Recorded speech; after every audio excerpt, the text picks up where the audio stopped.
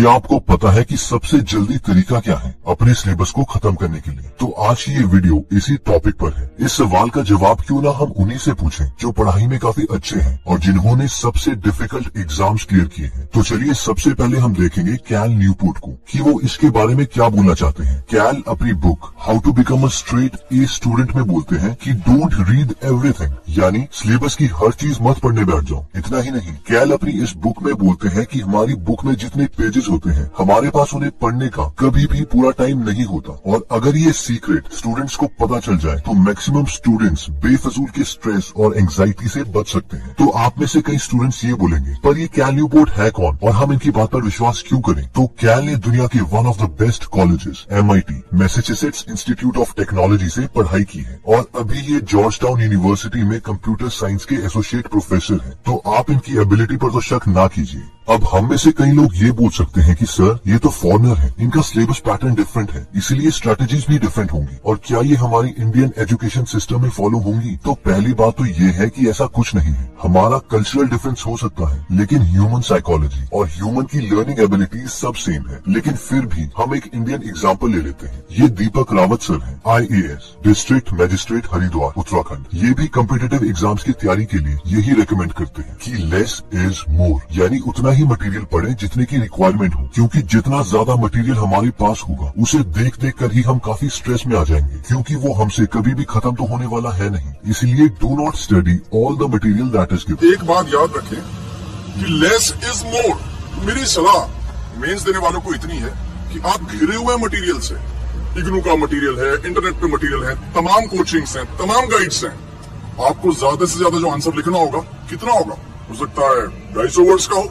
मेरे टाइम पे तो मेंस में इतने लंबे आंसर हुआ करते थे। हो सकता है 300 का हो। इतना सब कुछ पढ़ के आपको एक अच्छा content, rich in facts, very reasonable और सिंपल आंसर लिखना है। ये आप कब लिख पाएंगे? जब आपकी पढ़ाई लिखाई की सामग्री इतनी ज्यादा ना हो, लिमिटेड हो और आपके आंसर की क्वालिटी अच्छी हो। तो हमेशा याद रखिएगा, less is more. Thank you. एक और एग्जांपल ले लेते हैं रोमन सैनी का। रोमन सैनी ने AIIMS all Indian institute of medical sciences से MBBS की है और IAS भी क्रैक कर चुके हैं। रोमन बोलते हैं कि एक साल में हम 5000 पेजेस से ज्यादा नहीं पढ़ सकते। तो इसका मतलब है कि आपको अपने मटेरियल को कम करना पड़ेगा, चाहे एक्स्ट्रा बुक्स को डोनेट कर दो या फिर रद्दी वाले को दे दो, क्योंकि अगर हमने अपने पास कुछ एक्स्ट्रा ही मटेरियल रखा है तो वो हमारी मदद नहीं करने वाला, बल्कि हमारी एंग्जाइटी और स्ट्रेस लेवल ही बढ़ाएगा। The room looks like a garbage can. There are 10,000 books. You also know, I also know, it is virtually impossible to read more than 5,000 pages in 1 year preparation time. If a book has 1,500 pages and if there are 10 books lying around, it is impossible that you read them or remember them. So rather than creating a garbage in your house, just throw them away, just burn them, just give them for donation, just sell them to रद्दी वाला। अरे उनका क्या अचार डालोगे क्या उन किताबों का? कभी सिलेक्शन होने वाला तो है नहीं। इतनी सारी किताबें रख के क्या करोगे? इससे पहले कि हम देखें कि हमने कौन से सिलेबस का पोर्शन को पढ़ना है और कौन से सिलेबस के पोर्शन को छोड़ना है, पहले हम इस बात को डिटेल में समझ लेते हैं कि why covering less syllabus will give you more marks. Actually reality में सिर्फ लेस सिलेबस ही आपको ज्यादा मार्क्स नहीं दिला सकता, बल्कि लेस एफर्ट भी आपको ज्यादा आउटपुट दिलवा सकता है। इसको अच्छे से समझने के लिए हम इस प्रिंसिपल को समझ लेते हैं जिसे 80-20 प्रिंसिपल कहा जाता है, या फिर परेटोज प्रिंसिपल, यानी कम एफर्ट लगा के ज्यादा कैसे अचीव करें। तो क्या है ये 80-20 रूल जिसकी तरफ सब इशारा कर रहे हैं? एक्चुअली ये 100 साल से भी पहले यानी 1897 में एक आदमी था जिनका नाम था विल्फ्रेडो परेटो, जो कि इटालियन इकोनॉमिस्ट थे। वो इंग्लैंड में वेल्थ डिस्ट्रीब्यूशन यानी किसके पास कितने पैसे हैं उसे स्टडी कर रहे थे, और उन्होंने नोटिस किया कि 80% पैसा और जमीन 20% लोगों के पास है, और उन्हें लगा वाओ ये तो बहुत अमेजिंग पैटर्न है। फिर बाद में जब उन्होंने इसी प्रिंसिपल को और फील्ड में देखना शुरू किया तो उन्हें पता चला कि ये प्रिंसिपल तो हर जगह फॉलो होता है, यानी कम चीजें करके भी आप ज्यादा अचीव कर सकते हैं।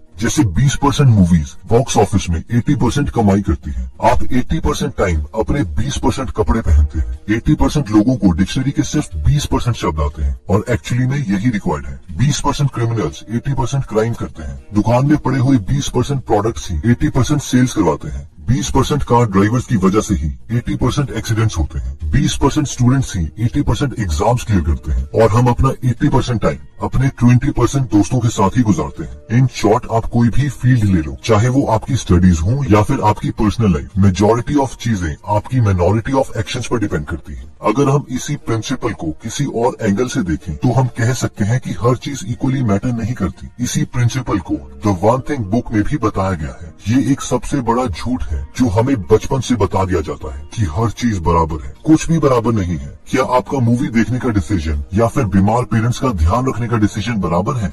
नहीं। क्या आपकी 5 उंगलियां बराबर हैं? नहीं। क्या हर प्रोफेशन बराबर है जो आपको इक्वली इनकम कमा के देगा या फिर सोसाइटी में रिस्पेक्ट देगा? नहीं। क्या आपके हर टीचर की क्वालिफिकेशन बराबर है और उनके पढ़ाने का स्टाइल बराबर है? नहीं।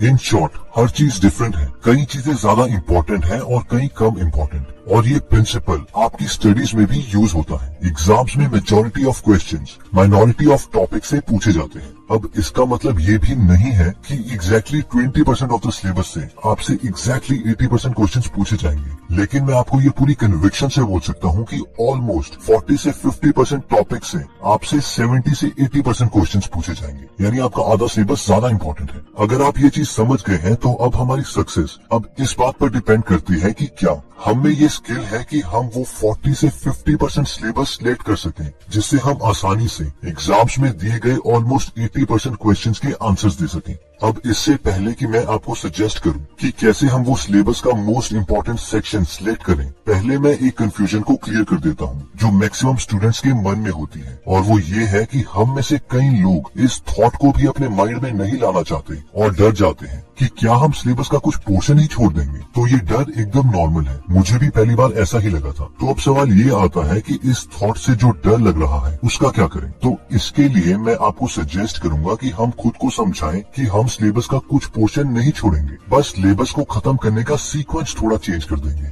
यानी सबसे इम्पोर्टेंट सिलेबस का पोर्शन सबसे पहले खत्म करेंगे और उसके बाद rest of the syllabus. In short, सिर्फ लर्निंग सीक्वेंस चेंज करना है, कुछ छोड़ना नहीं है। तो अब नेक्स्ट आता है कि सिलेबस का सबसे इम्पोर्टेंट सेक्शन कैसे सिलेक्ट करें। वैसे तो ये स्किल प्रैक्टिस के साथ आती है। जितनी ज्यादा आप क्लासेस अटेंड करते हैं, जितने ज्यादा आप टेस्ट्स देते हैं, उससे ही आप में ये स्किल आती है कि इम्पोर्टेंट क्या है। फिर भी कुछ जनरल टिप्स हैं जिन्हें यूज करके आप अपनी बुक्स का सबसे इम्पोर्टेंट पोर्शन ढूंढ सकते हो। तो सबसे पहली टिप आती है कि सिर्फ सिलेबस पर कंसंट्रेट करो। अगर आप बोर्ड एग्जाम्स या किसी कॉम्पिटिटिव एग्जाम्स की तैयारी कर रहे हैं तो कभी भी सिलेबस के बाहर के टॉपिक्स को कवर ना करें। अब हम में से कहीं लोग ये कहेंगे कि सर, हमने देखा है कि आउट ऑफ सिलेबस भी क्वेश्चंस पूछे जाते हैं। तो इसके लिए यही आंसर है कि अगर आते भी हैं तो हमने उस पोर्शन पर कंसंट्रेट करना है जहां से ज्यादा क्वेश्चंस पूछे जाते हैं, ना कि सिलेबस के उस पोर्शन पर जहां से 3 साल में एक बार कोई क्वेश्चन पूछा गया है। अगर हमने डिफाइंड सिलेबस को खत्म करने से पहले ही आउट ऑफ सिलेबस चीजें कर देते हैं तो वो एग्जाम पॉइंट ऑफ व्यू से कम्प्लीटली यूजलेस है और हम अपने कॉम्पिटिटर से एग्जाम्स होने से पहले ही पीछे हो चुके हैं। नेक्स्ट टिप आती है कि लास्ट ईयर्स के क्वेश्चंस करें। ये सबसे बड़ा फीडबैक है जो आप ले सकते हो अपने एग्जाम्स का सबसे इम्पोर्टेंट पोर्शन ढूंढने के लिए। आपकी जजमेंट गलत हो सकती है कि किस सब्जेक्ट का सबसे इम्पोर्टेंट पोर्शन कौन सा है, लेकिन अगर आप हर एक टॉपिक या चैप्टर खत्म होने के साथ साथ उस टॉपिक के लास्ट 10 ईयर के क्वेश्चंस करते हो तो एक पैटर्न ढूंढ लोगे और आपको एग्जैक्टली पता चल जाएगा कि सिलेबस का सबसे इम्पोर्टेंट पार्ट कौन सा है जिससे क्वेश्चंस पूछे जा रहे हैं। अब अगर आप बोर्ड या कॉम्पिटिटिव एग्जाम्स की तैयारी कर रहे हैं तो लास्ट ईयर्स के क्वेश्चंस जो पहले से ही चैप्टर वाइज दिए गए हैं उन्हें मार्केट से खरीद सकते हैं या ऑनलाइन डाउनलोड कर सकते हैं, या फिर अगर आप स्कूल में हो तो लाइब्रेरी से या सीनियर से क्वेश्चंस पेपर मांग सकते हैं और उन्हें चैप्टर वाइज कैटेगराइज करके प्रिपेयर कर सकते हैं। नेक्स्ट टिप आती है कि स्कूल टेस्ट्स को दो। हमारे टीचर्स या प्रोफेसर्स जिन्हें बहुत सालों का एक्सपीरियंस है ये जानते हैं कि सिलेबस का सबसे इम्पोर्टेंट पार्ट कौन सा है। इसीलिए जब हम स्कूल टेस्ट या कॉलेज टेस्ट देते हैं तो उसमें आपको सिलेबस के इम्पोर्टेंट क्वेश्चंस ही मिलेंगे। नेक्स्ट आता है कि एक अच्छे इंस्टीट्यूट के मॉक टेस्ट ज्वाइन करो। अगर हम किसी कॉम्पिटिटिव एग्जाम्स की तैयारी कर रहे हैं तो अपनी फील्ड के पिछले 5-10 साल के टॉपर्स के इंटरव्यूज पढ़ के हमें पता चल जाएगा कि टॉपर्स ने कौन से इंस्टीट्यूट से मॉक टेस्ट दिए। बस हमें भी उसी इंस्टीट्यूट के मॉक टेस्ट देने हैं। मॉक टेस्ट आपका फाइनल एग्जाम नहीं है, इसलिए अगर आपका सिलेबस खत्म नहीं भी है तो भी आपको मॉक टेस्ट देने हैं और घर आके उन्हें एनालाइज करना है कि किस टॉपिक से ज्यादा क्वेश्चंस पूछे जा रहे हैं। अगर हम अच्छे इंस्टीट्यूट के मॉक टेस्ट दे रहे हैं तो बहुत ज्यादा चांसेस है कि हम उन्हें सॉल्व करने के लिए सबसे ज्यादा इम्पोर्टेंट सेक्शन ही प्रिपेयर कर रहे होंगे। तो दोस्तों, इस वीडियो में हमने देखा कि हर चीज इक्वली इम्पोर्टेंस नहीं रखती है, ना ही आपका हर चैप्टर और ना ही उस चैप्टर का है। सबसे ज्यादा इम्पोर्टेंट चीज को पहले खत्म करना है और उसके बाद एक्स्ट्रा टॉपिक या सिलेबस का पार्ट करना है, क्योंकि 80-20 प्रिंसिपल यही कहता है कि मेजॉरिटी ऑफ रिजल्ट्स आपको माइनॉरिटी ऑफ टास्क करने पे ही मिलेंगे। और फिर हमने अपने सिलेबस का सबसे इम्पोर्टेंट पार्ट जानने के लिए 4 मेथड्स देखे थे, जिसमें पहला था कि अपने सिलेबस से एक्स्ट्रा पोर्शन को तब तक न छुएं जब तक आपने एक बार पूरा सिलेबस खत्म न कर दिया हो और एक बार रिवीजन कर ली हो। वैसे मेरे ओपिनियन में एक्स्ट्रा कुछ भी ना करें, उससे बेटर वो टाइम दोबारा रिवीजन या मॉक टेस्ट देने में इन्वेस्ट करें। हमने दूसरा मेथड किया था कि लास्ट ईयर के क्वेश्चंस तो आपको करने ही करने पड़ेंगे, क्योंकि ये सबसे बड़ा कंपास है कि आप अपने गोल की तरफ ही एफर्ट कर रहे हैं या किसी यूजलेस डायरेक्शन में। हमने तीसरा मेथड देखा था कि स्कूल टेस्ट